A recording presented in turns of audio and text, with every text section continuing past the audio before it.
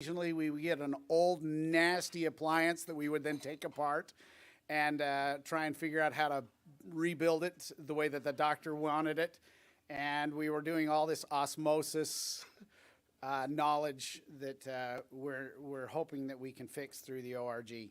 And so years ago, there was a lot of discussion. Some people spearheaded it. I wanted to know that this has been Priscilla's dream for probably 30 years, maybe longer. And she helped spearhead it, and little by little, it's become what it is today. There's been other people before me, and there'll be other people after me, which I'll talk about a little bit. And so the ORG, really, we changed the name from the AOLP about 2 years ago during COVID because we wanted to be able to draw more of our doctors into a website. And so why do we need the ORG? I just told you a little bit of my journey. And so with that, how can we do this together? How are we going to benefit each other? How are we going to grow from where we are today, which we had 105 people sign up in this group today, and some of them are exhibitors, some of them are lab owners, and some of them all different sizes. So we all need each other. So what can we do? We need to have an accurate, lively website. We have all kinds of new issues where we need to talk about. We have fabrication standards. Don't you love it when a doctor, you've been doing this for 40 years, and he calls up and goes, "You don't know what the hell you're doing. You don't even know how to make these appliances." You're like, "Geez, I've been doing it longer than you've been practicing." Because there are no standards of the industry. Because I don't know what a San Antonio is because I didn't grow up in Texas, and we always call them a wraparound or some other funky name out there that we've made it for 40 years, but somehow I don't know what it is. And then we have now new things, compliance issues. We have FDA has now jumped into our arena, and if you want to ignore that, you shouldn't, because they're going to breathe down your neck today, and if it isn't today, it will be tomorrow. So we need to be able to know what we need to watch for, and we need articles, we need videos, and we need news feed for our website. And one of the things, and I don't want to take too much time because I want to turn some time over to Trisha for another forum. On my website, I've now changed a little bit how I do things. On my website, I now have a link. So if my website's on the left-hand side, and I have a retainer with ball clasps, and when I click on that image, it takes me to the ORG website. And that's not complete. There's a little bit more that's missing on that. But it has the fabrication standards. So that when the doctor says, well, what is the standard? This is what we've all adopted. And if you don't like this, then you get a hold of somebody in the ORG, and we'll review it, and we'll add to what the purpose of the appliance is, and we will then tell you what the standards should be for the industry. We'll even give you some of the options that are available for it. We'll give you what's typical. One person said that we should put a price. I'm not sure we can get away with that. But we'll also come up with different names so that when we know a wraparound and a San Antonio are the same thing. But this then, and so when you click on this and then you hit the back arrow, it takes me back to my website. This is available to everybody. You're able to do this link right now. Every one-man lab, every large lab, the more we can get our doctors to this website, the better off we are. And it's a resource, and so hence the name Orthodontic Resource Group. So the other thing we want to do in 2022 and 2023 is we want to focus a little bit more on our Zoom conference calls. Whether we do them monthly or whether we do them quarterly, it's kind of up to what we decide as a group. And we will, as an organization, we'll have a facilitator for the small labs, and I picked on some people here. I've got Cade's picture. I have Michael's lab in there, and I have Josh Dobson's lab, who's not here. I thought he was going to be here. But we'll be able to have monthly Zoom conference calls for each laboratory, or less, depending on what participation we get. That's one other way. And And as an ORG, I can't even speak, leader, we've been able to participate in the last year, and we've grown so much. Michael, Phil, all the board members, that's what I was trying to say. We've benefited from that. And we want to make sure that you get involved with that on a weekly or a monthly basis so that you can then grow your laboratory as well. So, and then we have our conferences. Will you come to the conference next year? But will you come with somebody else? Will you invite somebody else to be here so that we can collaborate with them? A saying that I've always lived by, it says, I've never met somebody who can't teach me something. Now, it may not always be what I want to do, but it might be what I don't want to do. But I've never met somebody who can't teach me something. We all have something to offer. Every one of you here, no matter how much you think you don't matter, you really do. You can teach somebody something. And it might be just a little tiny pearl. Every time I meet and talk with somebody, I learn a new pearl that I get to put into my business or into my life. It's not always business related. So we get to know each other that way. And we can go out on the website and on social media. So I was in the back of the room and I pulled up social media, and Steve has already put a couple posts. We got a lot of the backs of your heads there and a lot of comments. And I think he even came up and did one in the front. But people are on social media. This is where we can talk. This is where we get to ask questions. If I went on there, people are asking about where to get pressure pots, where to buy alginates, for those still in old school, where to. I mean, the list goes on. The material for our printers, which printers people choosing. So if you don't ask, you don't get any answers. And it is, social media is my weakness, but we also, when we see something that we have to offer, be sure that we comment on there. But if you're not on there, ask to get on. Josh he does a little bit of a vetting process to make sure that we don't have too many vendors in there. So we don't have those of you who are vendors in the room, it's not a vendor site at this point.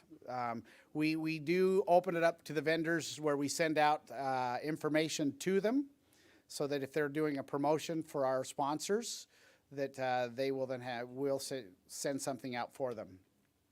So how else can you participate? Well, you can speak at a conference. It takes a little time to get up here and prepare. And once again, every one of you have something to offer. You need to network with other laboratories. If you're not calling people regularly and talking with them or making yourself available to be called, reach out. Try and make that happen within your laboratory. Recruit others. Talk about the ORG. Talk about how the industry has really started to morph and organize together so that we can learn and we can grow. We're really 100 years behind the AAO. A couple years ago, the AAO had a 100-year celebration for their association. And we've been around every bit as long as they have, and we're just organizing 100 years later. That's really sad. So time for us to really get together and see each other as peers before we see each other as competitors. When we're here, we're peers. And there's plenty of work out there. I promise you that I don't wake up in the morning and go, who am I going to put out of business today? That is the farthest thing from my mind, and I venture to say it's really not. If you're waking up thinking that the neighbor laboratory is trying to put you out of business, and if you are doing that as a laboratory, you pull your head out of your whatever. There's plenty of work for you, and then volunteer to be a part of the on the board. We need more people here to help this happen. We need more people to volunteer to help with the fabrication standards. That needs to be a committee. We need more people to help out with the Zoom conferences. We need more people to help gather content. It can't be just a few of us, because then it's an organization of one or of an organization of few. If you feel like you've been left out, we apologize for doing the best we can. But that's what we've done. We've done the best we can, and now we're reaching out to you and saying, give us some help. Give us the opportunity to support you, but we want your voices to be heard. So it's time for you to step up. So with that, so we're all busy. Every one of you who are one-man labs, we've all been there. Every one of you who are busy labs that have 50 people or whatever you are, we know how busy that is too. Somebody here, everybody has got their time taken up. Give a little bit of time. If you do it, I promise you it'll be worth it. When I first got involved, I thought, I really don't have time for this. Every minute I've spent in doing this has become worth it. I've made great friends, great peers. I get to meet all of you. It's awesome. I don't have all the answers. And if I come across that way, just slap me right off the bat. There's some things I might know, and there's many that I don't, but I still can learn. And you have something as well. And really, where this got started, I'm going to pick on Don Inman. Many, many years ago, there was this organization called the WKE. How many of you heard of the WKE? What does it stand for? We know everything. And somewhere along the line, and Don doesn't know where it came from, Don Inman, somebody got up and says, as a group, or as individuals, we don't know very much. But as a group, we know everything. Now, that might be a little arrogant, but really, that's where we are today. As individuals, we know something. I don't want to say we don't know anything. As individuals, we know something, but as a group, we know more. As a group, we're better. As a group, we can all excel. So let's gather with that philosophy, and let's learn to know more, because we work on it together. So thanks for participating. But before we do that, I want to invite up a couple people. I'd like to invite Phil Paligra, Michael Wright, Cade, who's down there eating. Sorry, you're going to have to let your food get cold. And Tiffany, right up here. And let's see, who am I missing? Trish, come on up as well. If I haven't left anyone out, it's our regular meetings. Yeah. Okay. And so, guys, the organization is greater than any one of us. And I want to, I'm going to give a big shout out to Phil, because when all the crap hit the fan for me this year, Phil stepped up and really became the leader of the ORG. And I don't want to discredit what everyone else has done, because each one of you have done a great thing. But I want to thank Phil publicly because a lot of what you're seeing here is a lot of effort which Phil put into it. And then he was a great delegator. And he got things done. And so I thank him. But I want to thank Cade for all of the technology that he's done. If you've been getting MailChimp, respond to him. I mean, it's really depressing when you only get a few people responding. I mean, because we're not doing this just because we don't have anything important to do. Oh. Cade's done a great deal. Michael has done a great deal. And everybody's input, there's websites, and he's done interviews. Tiffany has been a big part of a lot of this. She's the vice president at this point. And each one of us kind of have these pseudo titles, whatever they mean at this point. And then Trisha's got in there and helped us. She's asked all the hard questions. We're like, well, why are you doing this? You know, after we made the decision, she goes, well, not that why are we doing it? So she's a good why question asker. And so, but we need all of these people. But this isn't a big enough group. We need more of what we have here. And it's a rotating board. So there'll be changes this year. We don't know exactly how they will happen this year. And so if you notice on this form that you've been given, it's a Q&A. We need it back. We need people to step up and volunteer on that form. Be honest with us, and we're going to have a change in the board, and we're going to be adding people to the board. We're going to have a change in the presidency, and we're going to leave the treasurer where it's at, because it's done by a corporation and not an individual, and I don't want to mess with that. The secretary could change, but I don't want to take Cade, and he said yes, but there'll be other changes, and we want you to be a part of it. This is what makes our organization great, because together we're better. So I just wanted to once again give a round of applause to all of these people right up here because they deserve it. Thanks for everything, and now we'll turn the time to a round table, which Trisha is going to facilitate for us. We just gotta find the round table. We don't have a round table, so we'll have to do it square.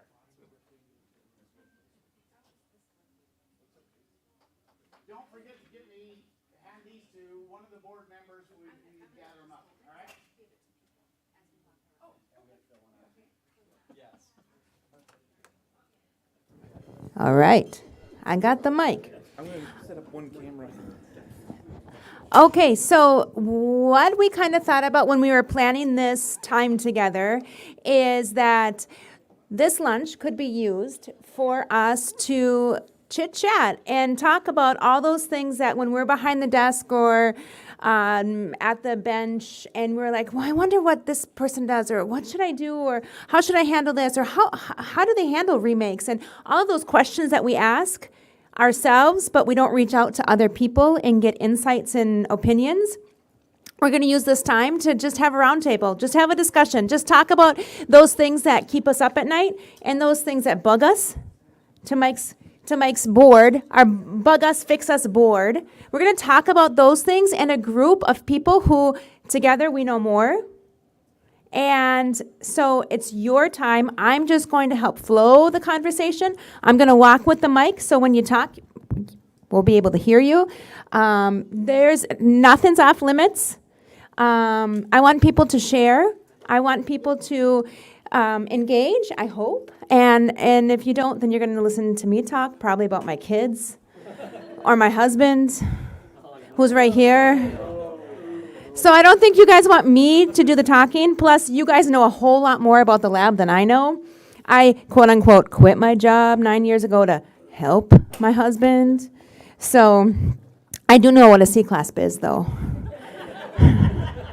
And a ball and a Adams, right? So there we go. I'm halfway there. I know.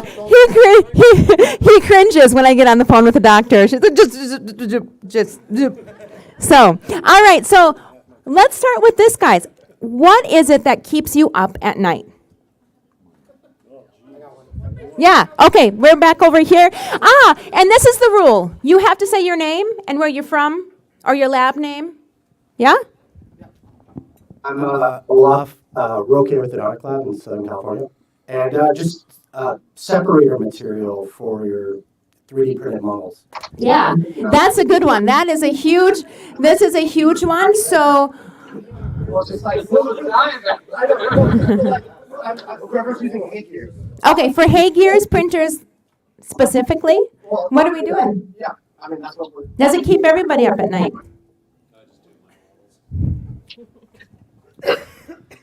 I just dupe them. Yeah. I'm seeing a lot of labs. I hear a lot of labs duping. Yeah, less headache. We're not worried about it. There's not a mole in the room. Yeah, no, I totally get it. Yep. I totally get it. I can read nonverbal cues. So duping. We dupe. When I dupe, you dupe. I have just like little secret lab. What happens in the lab stays in the lab. I had few orthodontists. I just want to make sure that you don't dupe. I want to make sure that it's like fits perfect on the print and it's made on the print. I still dupe, and I put monomer on the print if it's perfect. And the orthodontist is happy. Yeah. So I also heard when I asked what keeps you up at night, I heard money. Money keeps you up at night. Money. So based upon that, what did you take away? What were some of the takeaways from Mike and Phil's morning talk? So money keeps some people up at night. What were some of the takeaways? When Mike said that you have money 1 minute and the next minute it's empty. Okay. So that resonated for sure.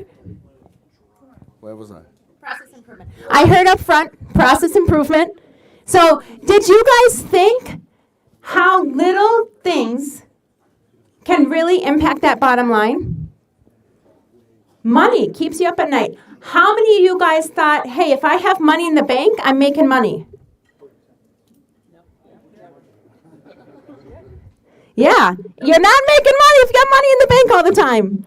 How many of you guys thought about the money sitting on your shelves? That resonated, right? How many of you guys have money sitting on your shelves and not in your bank? Yeah, it's better. Well, right now it's better to sit on the shelf, maybe. There was a time that you couldn't get, there was a time that, ordered through Glidewell to get, thermoforming, and it was back ordered for months and months and months. And we had a lot of product, and then all of a sudden we had a package, and then we're like, where is our product?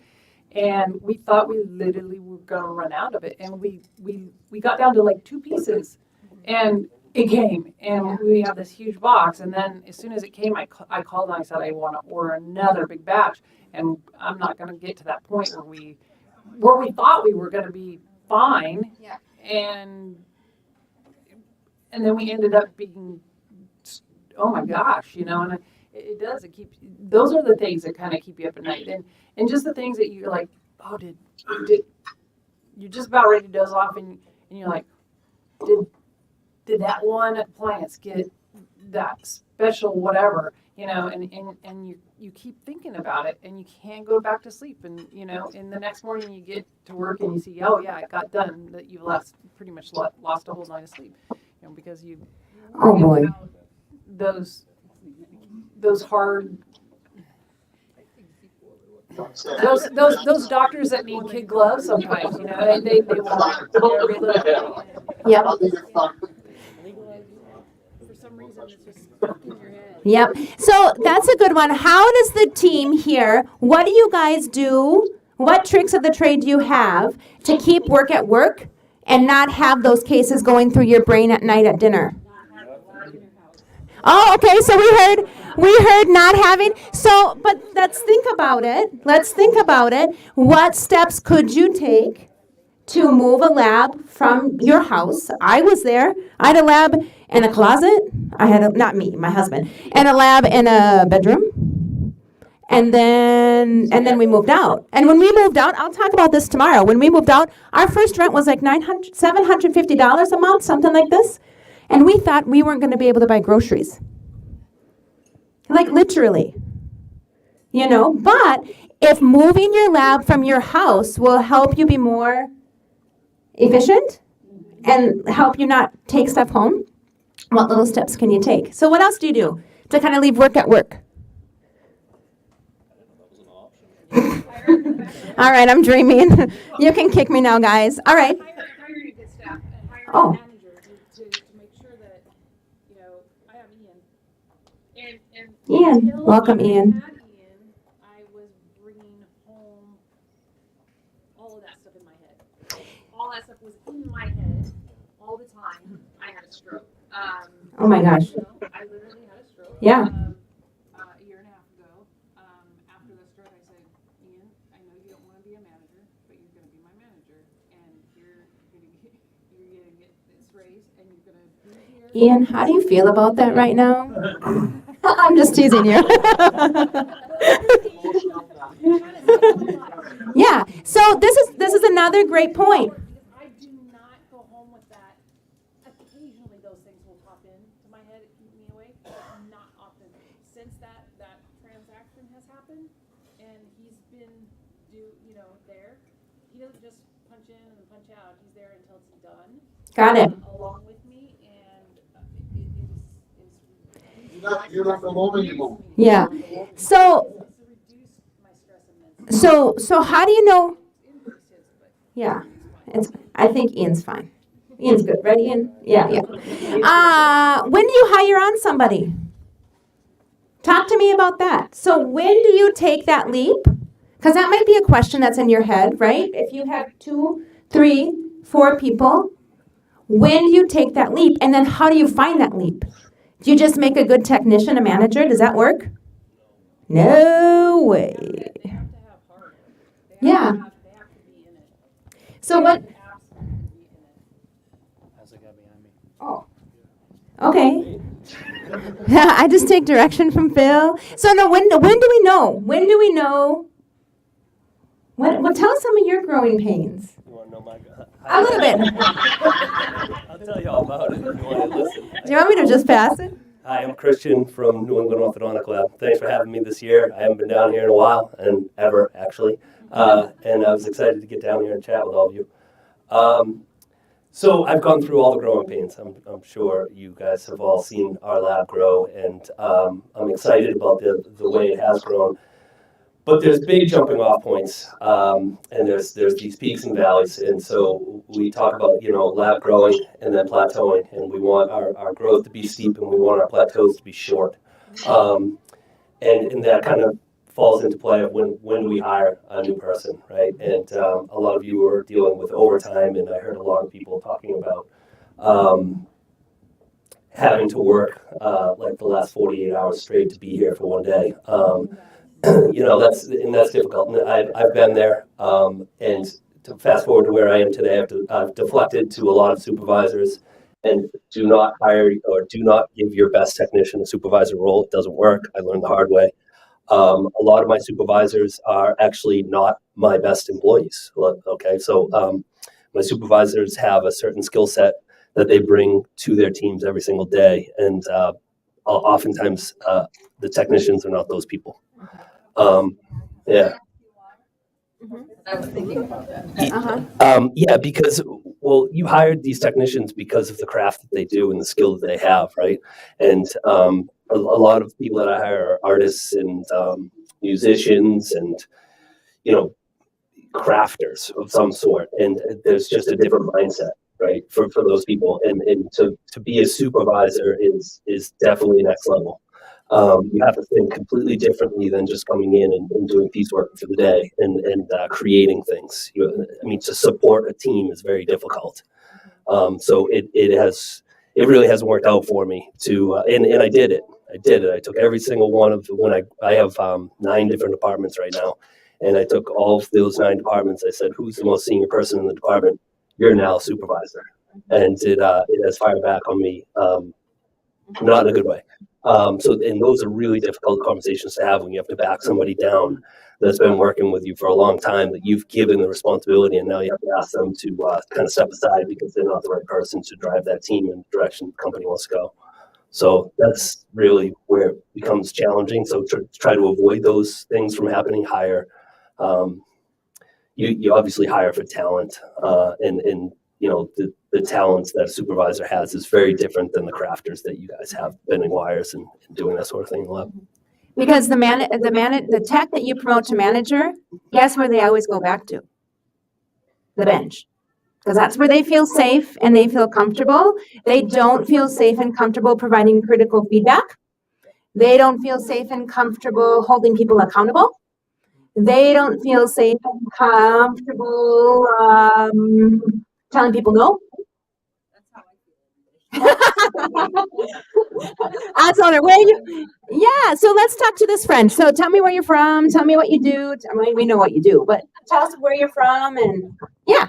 Atlanta, Georgia, Ortho Perfect Dental Lab. I've got 4.5 techs, meaning like piece rate people come in sometimes. And I started on the bench myself, started as an acrylic technician.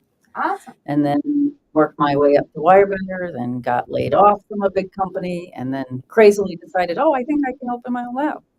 And you're not crazy. Look at this room. I think everybody, so how many are lab owners in here? Mm-hmm. How many of you crazily thought you could own a lab? So you're not alone, girl. So it's like I have the technician mentality, and then I'm trying to manage and trying to say no, and it's just, Yeah. It's not easy. It's not easy. I know. I'm like the Wizard of Oz, the mean witch. Like every time I go down on the ground floor, I feel like I'm the witch. Like everyone's like, oh no, here she comes. She's going to come and tell me I didn't do something or that I should do something I don't want to do. And it's horrible. Just a question for Christian, really based on what we were just talking about. If the best technician in that department isn't the right person to be the supervisor, so are you hiring from within, hiring from outside to be a supervisor? Because, if you're hiring a supervisor, you have to teach them, you have to teach them the craft, you have to teach them the job first. They have to know what they're supervising. And so that's where do you start with that? I mean, you just bring in people with management experience and go from there, or you find the right technician. Yeah, good question. Christian, I'll have you hold this so you can tell where it is. All right. Yeah. How do you not offend the senior technician? You do. I mean, these are the tough decisions. And these are the tough situations that we're all going to be put in as we grow our labs. So, I have a guy who's been working for me for 18 years, and we just recently had to have this conversation with him. He was a supervisor of my fixed department for 18 years, and I said, basically, I need you to step out of the way a little bit, and I got to kind of goes back on what Mike was talking about is talent within the lab, and my department was being suppressed by this one person because he had been there for 18 years and he thought he knew everything and he thought he was just, this is the way we do it. If I hear that on the lab floor, ever, my ears turn red. Everybody knows, stay away from Christian when his ears are red. We're constantly evolving. It's a fluid organization, and we need to listen to the people that are working within our organization. So in this instance, we removed this one person, and next thing you know, my department was like 15% more productive, and they were like, thank God that guy's out of the way, right? But how do we hire? It depends. It depends on what size your lab is, So I'm able to hire from within. We're able to post internally, and we have people who will step up. And sometimes you're robbing Peter to pay Paul, right? Like this is what happens. Or you take your entry level people and you kind of graduate them into different departments and then just shuffle people around. But if you're not cross training right now, then you can't do any of this. Baseline cross training, and it really helps the technicians because they're not pigeonholed into doing one thing every single day. They actually want to learn about the lab, believe it or not. I have people who come in the lab and one side of the lab is digital, the other side is production, basically, and the lunchroom's in the center. And I had someone walk down the hall the other day and like, I've never gone into that department. I don't even know what's going on over there. I'm like, oh, where did we go wrong in that, right? They need to know that we have 3D printers down there, and in the process of how this model magically appears on their desk. So I want to say something there. So what we found too with the cross training, because that's what I'm big on. You heard me speak about it earlier. We cross train everybody once they're trained, not only for coverage, but also helps with quality control. It's huge because now the trimmer knows what the wire bender's doing because they trained on wires. The wire bender knows, and it really helps because if you just train a trimmer as a stick as a trimmer, they don't really know what's going on in the rest of the place. Like I said, they don't even know what's going on in different departments. They don't get to see the things that could happen or how you're feeding, like Mike was saying before, how you're feeding the next person in line. So I'm not saying that they are well versed completely, but we do it like an intro. And where it does help for me, especially is as people are there longer and they've accumulated time off. I have people that have 4 weeks vacation now because they've been there so long. That really hurts when that senior person, but I have people now that can slot in so we don't miss a beat. It's super helpful. So, guys, that brings up this brings up a really good thing about, I hear about vacation and things like that. How many of you guys have a lab handbook? How many of you guys are thinking you need to get some kind of a lab handbook? Do you have lab? Good question. What do you have a handbook around? What's in this handbook? Policies, procedures, emergency exit plan, family plan. Should you have an employee that needs a family leave, any leave, any policies and procedures? If you have one person coming into your office, get a handbook and write some policies, write some procedures, get a partner. I know there's so much out there on the web right now too, digital like Bamboo and other HR people. Very cost effective. If you haven't looked into that yet, think about that because that's really important. Really, really important. And then in there, you could write your hiring practices or your promote from within practices or your training plan and things like that inside of this handbook. It can be as simple or as intense as you want. It could be 3-ring binded. It could be just printed. It doesn't matter. You just need a handbook. So what I've done for hiring other people out is I encourage these other people that are working with me to get their own business license, and then I'm just subcontracting them out, so I don't have to deal with any of this. And then it's their business; they're self-motivated to do it. So I don't know if that's an idea on something that can be done, if that helps at all for a smaller, because I'm basically solo. Yeah. I don't have payroll. I don't have any of the other hassles. I don't have vacation. I don't have any of the other stuff. I don't have to motivate them. They're motivated to run their own business. We go out and do stuff. They can write it off for tax purposes. And so I've got me, and then I've got 2 other people that have got their own business licenses that I subcontract stuff out to. So anyway, it's just an idea. No, and this works in some cases, absolutely, and it works even for some positions. So we had a subcontractor driver for some time. You know, then he carried the insurance, he carried everything, he carried all the liability. So that works for some. Be very careful though with tax laws and those types of laws and 1099 employees and things like that. Be very careful, because if they come in and they work 9 to 5, they're no longer a contractor. They have to be on payroll. So you have to be very careful. So I would just encourage you to talk to your tax accountant regarding that and just look up on different laws and things like that. So touching upon that, just at least in my state, even 1099 employees need to be covered under my insurance. All right. So that means that if you are having a tech that works from home and they shoot a wire in their eye and they're 1099, you own them on the insurance, workers' comp. So be careful. There are things you need to look into about that. Yep. Good point. Good point. They need to be wearing goggles. Seriously. Christian, do I need to come and do a walkthrough? All right, come on. I'm not hearing that much in the back of the room, so I'm going to come back here and what's on the mind? These are our Dallas folks back here. They sit back here, right? Or our Texas folks. A lot of our Texas folks back here. Yes, I know them from years past. So what keeps you guys up at night? What ideas do you have? What have you heard today that's resonating? So my name is Stefan from Houston Ortho Prime Dental Lab. What really keeps me up at night, or what really bothers me, is the time bomb. It's that one case that is gone out and you don't know about it, or it's that phone call. Hey, this was not done right. We followed instructions properly. We made what was going on. What do you not like about it? Patient doesn't like it. All right. So at this point, you're the loser, because we already sent it back. So our driver's already gone there to pick it up. That's already a loss there. They want it redone. No arguments. And at that point, it's if it's a good client, are you going to charge them? You probably will. We have a 50% remake charge across the board, period. And then the good guy, your volume guy, says, "Hey man, come on.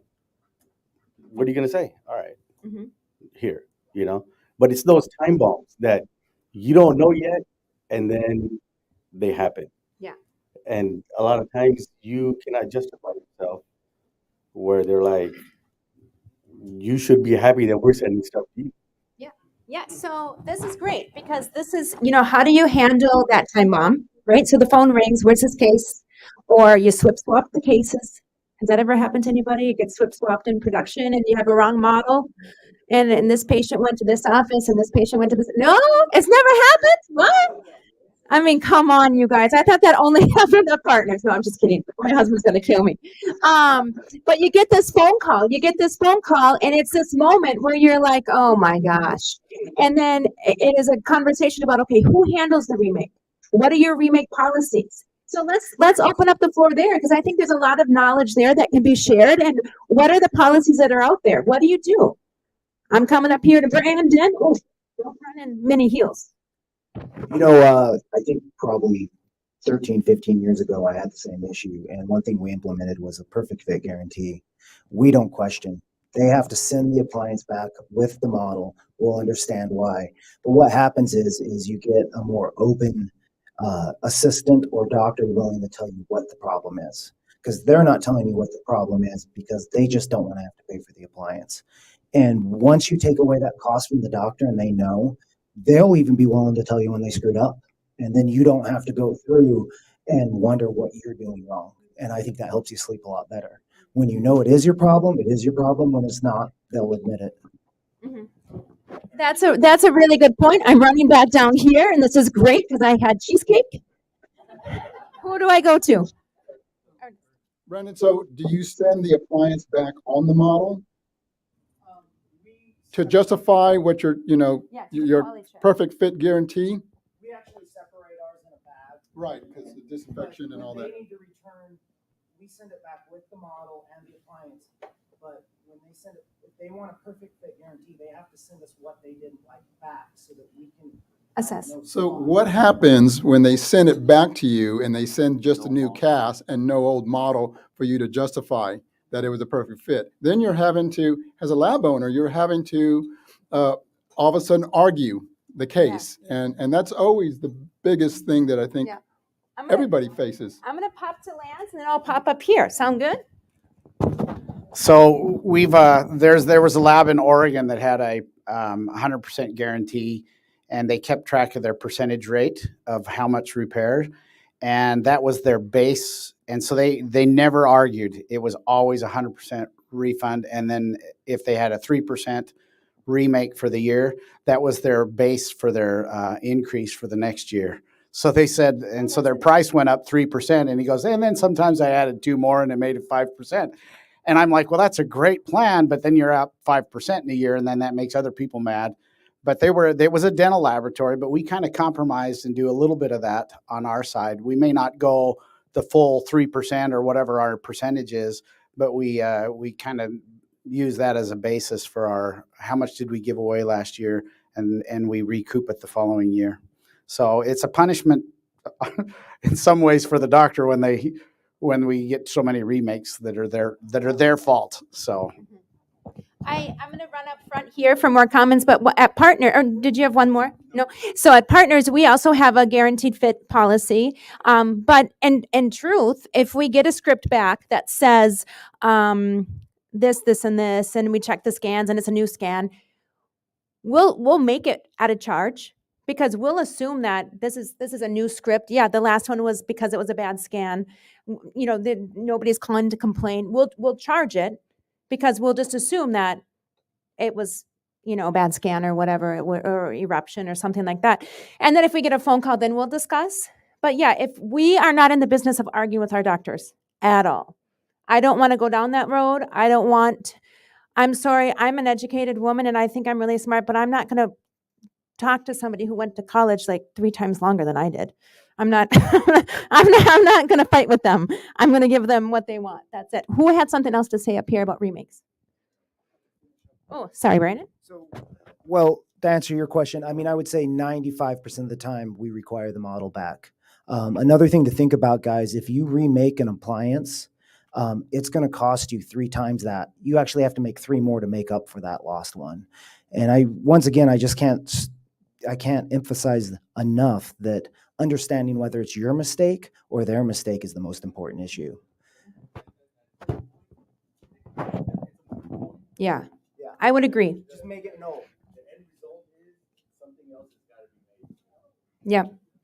Here's another one. So the doctor will say, or the assistant will say, well, it didn't fit that great, but we needed to give the patient something. So we send it. So we can't send it old one back. So what we do is we still don't credit them until they send that old one back. It might take 2 months, but you're going to have to wait 2 months for your credit before you get your credit. Guys, can you imagine these docs want like a credit on a $6 clasp? I know. Like, come on. Really? At that point, I'm just like, you want $6? I'll send you a check.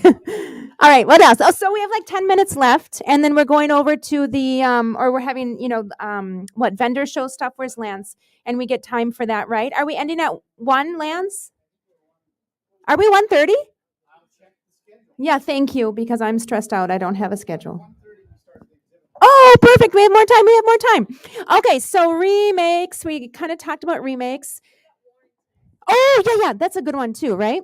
Warranties. What do people have? Oh, Scott. this whole thing.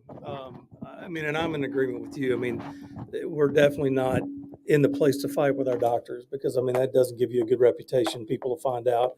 But there are times when, and it's almost like we got to be, smarter than the fox. We got to check the system. So when you got an assistant calling and not the doctor, if the doctor calls, it's a little bit different situation. You got to respect it a little bit different. But most of the time, it's an assistant calling.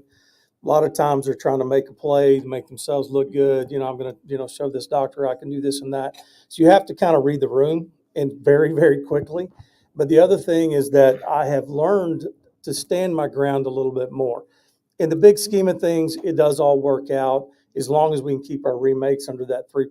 And I don't know what that number they got theirs down to point whatever. That's amazing. And so it kind of gives me a new thing to be looking at. But, crazy things happen. I had a phone call just last week. Girl calls up, and we kind of categorize our clients as most of us do, A, B, C, D, depending on the volume that they're sending us and the kind of money that we're making on them. And so we had a client call that we do very little work for. And I mean, we have another office down in Houston that has a similar name. And first I thought it was them, and then I rolled to the other office. So it was the assistant. She called. She said, I've got an appliance that the patient, y'all made like a year ago. The patient never came in for it. And they're here now, and we need to reimpress, and we're wondering if you're going to remake it for free. And I go, and so it kind of actually stunned me. I wasn't really ready for that one. It happens about once or twice a year. And I said, well, what type of appliance? Well, it was abandoned loot. Well, of course, it's not going to fit at that point. And so I just simply, real quickly, I said, listen, I said, if you came into a store that I had and you bought a gallon of milk, a year ago, I said, it's going to go bad if nobody opens it up and drinks it. I said, so, no, ma'am, we can't do it. And it's very difficult for me because, like all of us, we like to do our art. We like to do our work. We really don't want the confrontation. I've got other girls that work for me in the office are really good at that. So I'll set them on the phone, but they caught me. But I have learned over the years, the more that I hold my ground and the more you're just very like, hey, no, this is what we do with no argument, just be direct, that you usually kill about 50% of that. And then after that, if it keeps going, you're like, all right, whatever, we'll do what we need to do. Because it does all it works out in the wash. All of us have been doing business long enough. I mean, again, there is going to be that remake. But I think a lot of it is just the way that you receive them. And in sort of a gentleness, you stand your ground. And a lot of times that'll shut down a lot of that stuff. That's just my opinion on it. And on that point, I guess we didn't really have a session around a branding and your brand and your the brand of your lab, but that really helps the way you discuss your products, your services, 3D, moving to technology, your brand. Even if you have one person in your lab, you can set who your lab is, what you stand for, and that brand.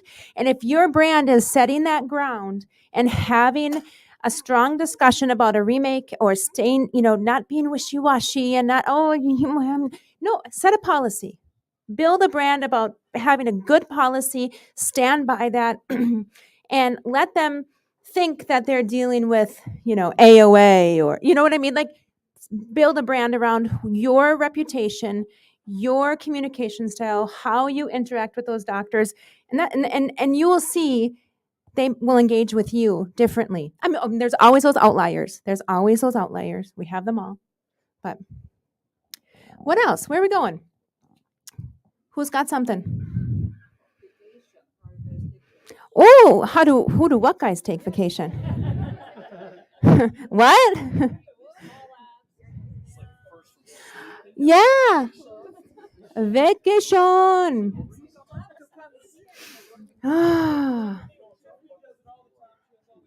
Yeah, where's Tiffany? She's on vacation. Oh no, she's in the back. Just kidding. So yeah, so this is great. So I'll share our vacation story, and then we'll open up the floor. And so Jamil being, an entrepreneur, and he was that lab that you guys. He was 7 a.m. till 12 at night. I mean, we didn't take a vacation until I don't remember when. And what we did, that first vacation that we took, where we would not have access. Like now we take vacations and he works, which is horrible. But the first vacation we ever took, he literally called the biggest customers, We had, I think, 3 or 4 employees at that time. He called his biggest customers and said, hey, I'm going to be closed for a week. And it was actually 14 days. That was the first 14 day ever. That was the ever only vacation I ever took that long. But he did call his biggest customers and say, you know what, we're closed for these days. Schedule patients around it. And guess what? There's a lot of fear in doing that, right? Because they can go. Yeah. Yep. I thought it's not gonna work. It works. Yeah. But how much time did you, like, because we usually do, if we have like a vacation plan, where we're gonna close the lab, we took our staff to Mexico for COVID and. I want a new job. I'm kidding. No, we went.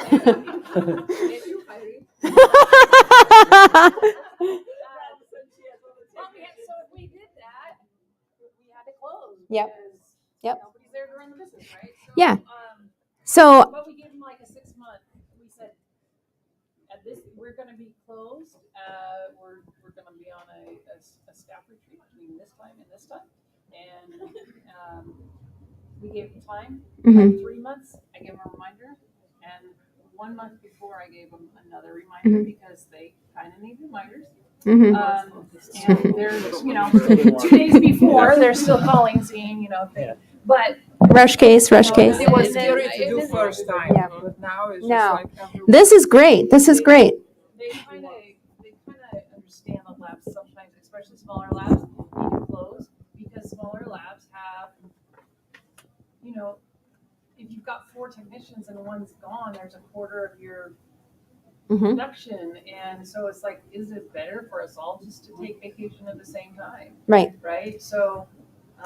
So that's great. Get to know, and you know what, guess, and you guys know that the doctors all close their, they don't see patients. Well, they for a do see week at a patients time, when 2 they are weeks on at a vacation. time. They see emergencies. They are open. Yeah. I would, Emergencies, yes, I but would not- disagree. I wouldn't close the lab completely, and I didn't close the lab completely. We called big accounts and asked them to watch the schedule and not overpack our team, because we had like 4 employees back then, and they were strong enough, but we were busy.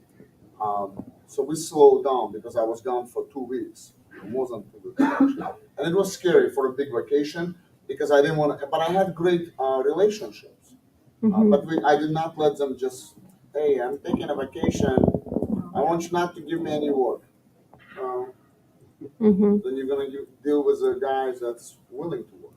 So Potentially, sure. Place a bet. So many of the doctors and their offices close for a week at a time because the doctor's gone. They might see, an occasional wire snip, or something like that. But they do close down their offices, which affects us because if I have one, several of my large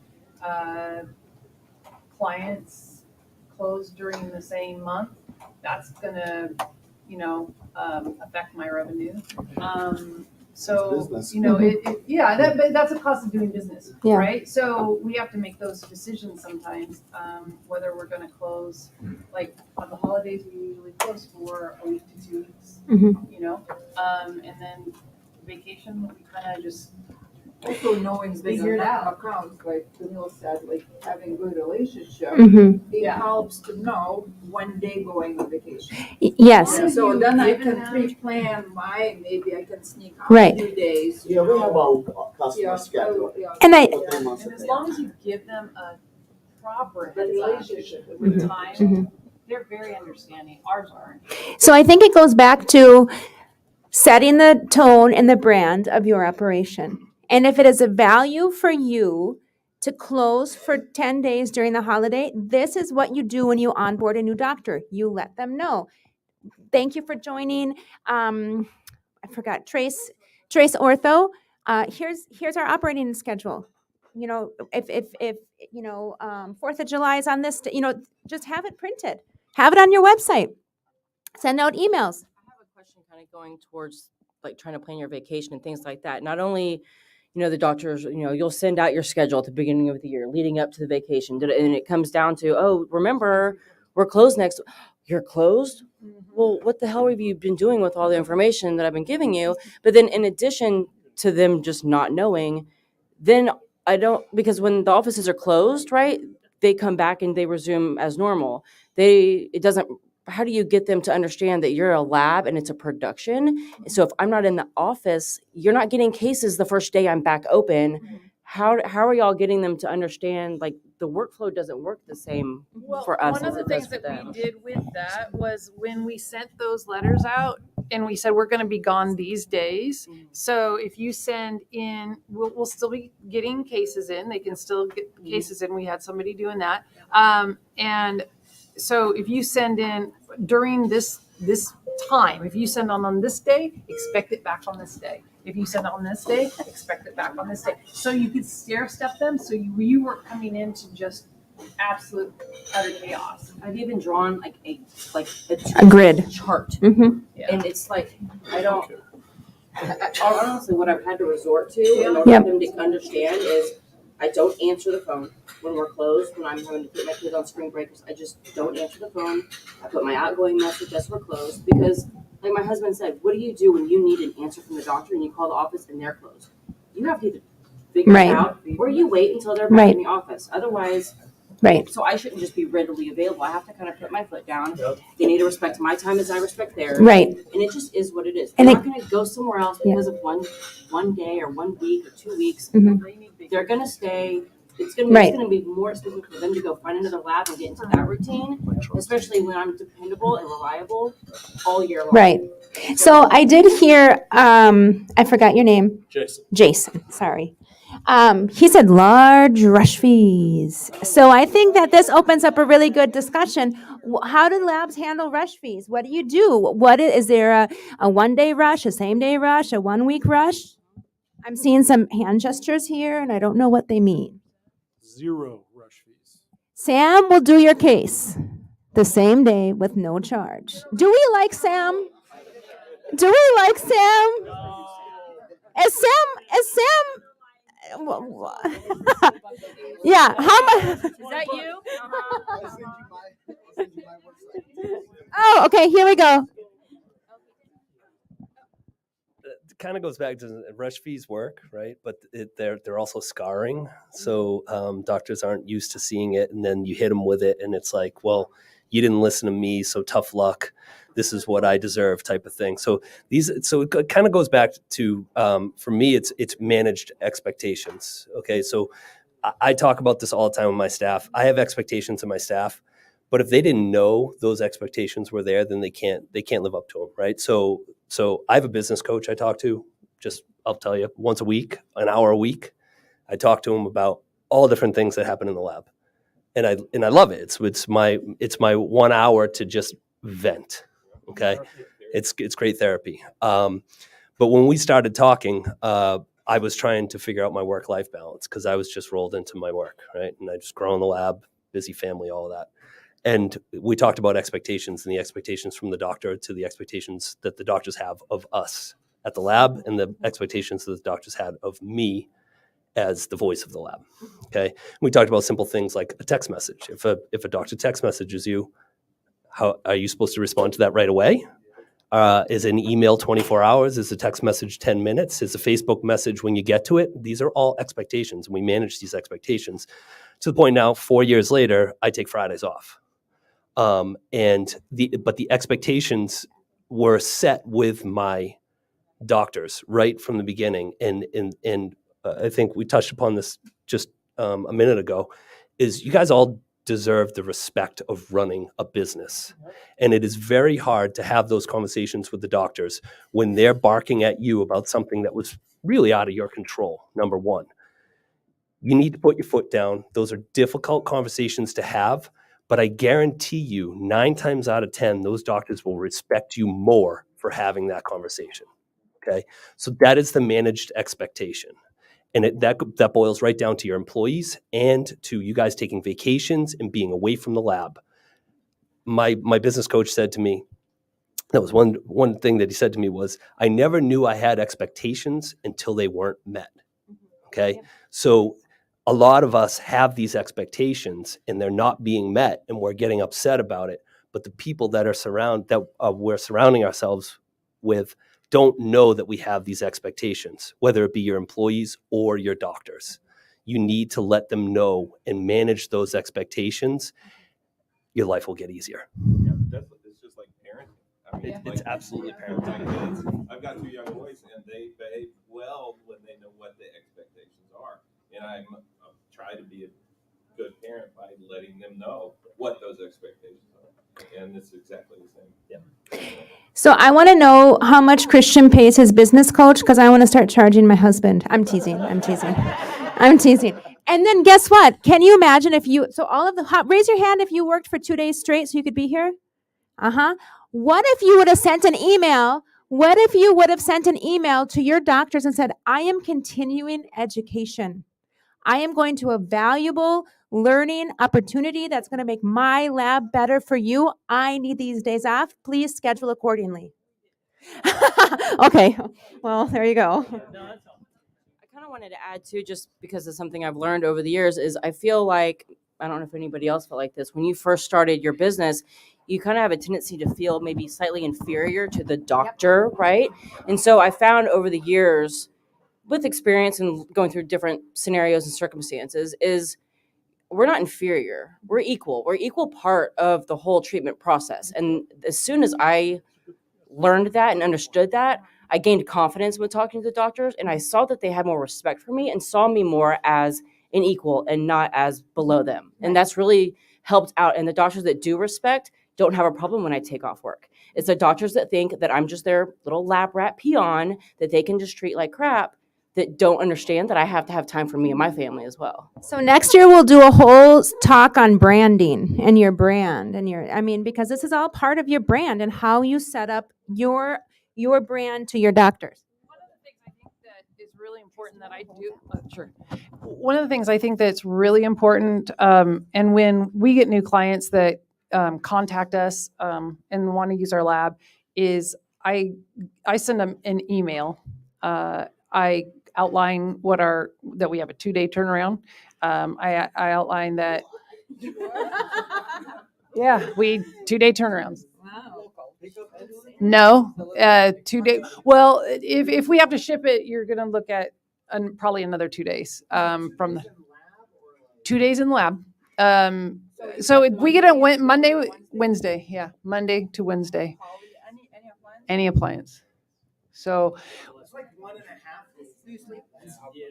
Yeah, it is, and you know what, those and they push it like if they get it in at 5:00. But with the 3D, it's like that cutoff time is at 2:00 in the afternoon, because after that, I mean the printers, we got 8 printers, they're all printing, and there's no way for me to even start another print until the following morning. What I was going to say is I send out a letter to the office. It gives all the prices. It gives them our turnaround times. If they want it faster, they're going to same day. I really try to, because we already have a very quick turnaround time, I really try to kind of keep that at bay. But that is like a 50% of the fee. Next day's 30%.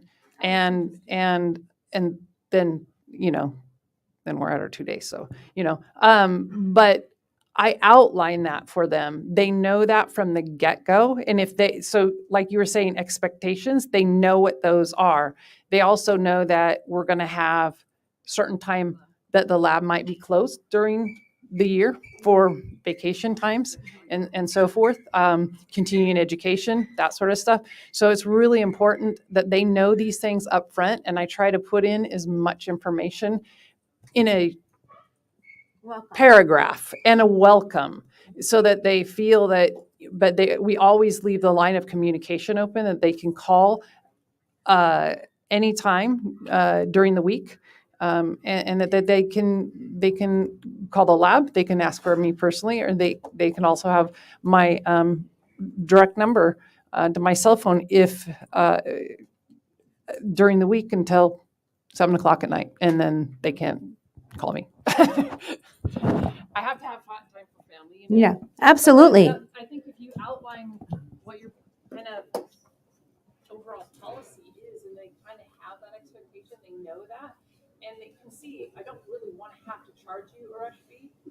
actually say I would rather not do rushes because we do have such a quick turnaround time. But you are going to pay for it if you Yep. request it or you really want it. So what I heard there too, that was a nugget for me is, I liked the 50% upcharge or the 30% upcharge. We've always done like a 20 or a 40. So that's a different way of looking at a rush fee if you need to do a rush fee. And then what we do at Partners is we always just say, hey, it's about production.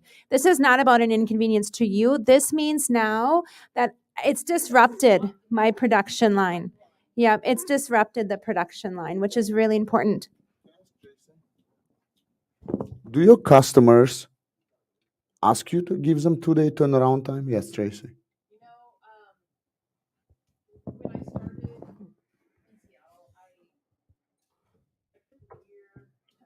moved from Portland to Seattle, where I knew nobody. So I took a year and kind of got to know the community, the dental community, and there were like 4 and 5 day turnarounds. And when I was doing a lot of temp work in some of these offices, I got to know these doctors, and they were like, God, I wish we could get sooner turnaround. We could just get the expander out, and they didn't want to suck down in Essex to hold that pallet because they were afraid of collapse. So I kind of was taking these nuggets in and trying to say, what do I want to do? And I'm like, well, there's some that do a 3-day turnaround in my area. I would like to try to do. Could I do a 2-day turnaround? Well, when I first started, I could, and then I realized really quickly as my clientele grew, I had to start hiring, and then so I just kind of started it as a 2-day turnaround. Do you have a couple of shifts or one shift? One shift. How long is your shift? 27. It overlaps another day a little bit. I don't know why she's doing it. 7 a.m. and we go to 5:30. After COVID, we started back at 9, and we haven't changed that. We're 9 to 5:30, and sometimes we're there to 6:30. I don't mean to question your business, or a business model, but do you think it's hard for you? That so you creating, so I understand a big lab when they can turn case around because they are structured to turn around.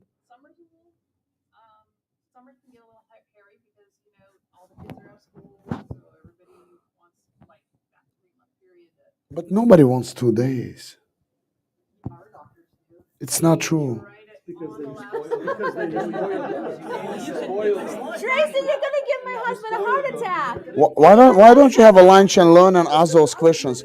How important is that to them?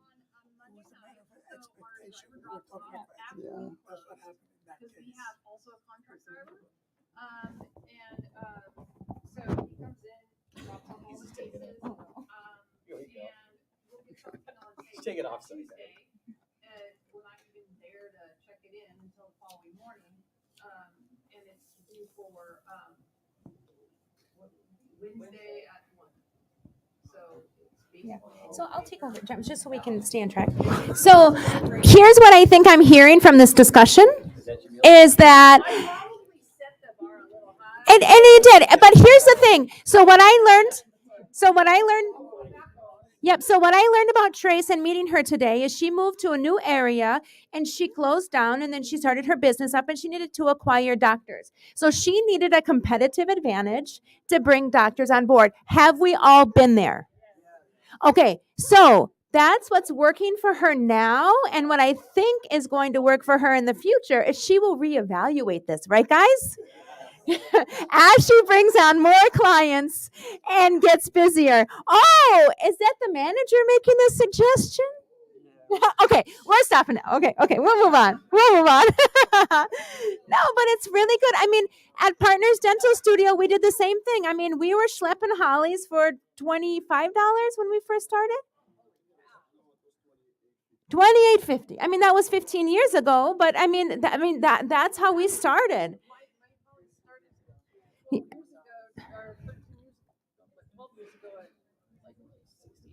Yeah, so We all have our niche. That's why we're all entrepreneurs. We understand that we have to have a competitive advantage to get into the market. We have to exploit the heck out of it, and then we reevaluate our business. Earlier, Mike talked about, this is one thing I want you guys to all write down, because I want you all to order this book. Every single person. It is the Entrepreneurial Operating System, right? And this, it's called Traction. It's a book called Traction. And I will get you the author's name, unless you know it off the top of your head. Dino Wickman. It's audio, schmaudio, it's everything. You got it. You can do it on Amazon. It's the operation. Oh, it's called Traction. Gino Wickman. And I'm reading it. I reference it. Take a peek. Read it. Read it. And it will talk about, it'll open up doors and thoughts, and you all have your business for whatever, you have a vision. Some of you guys don't want to have 25 employees. Some of you guys don't want 10. Some of you don't want any. Some of you are great where you're at, and that's perfect. But you still have to have that entrepreneurial mindset.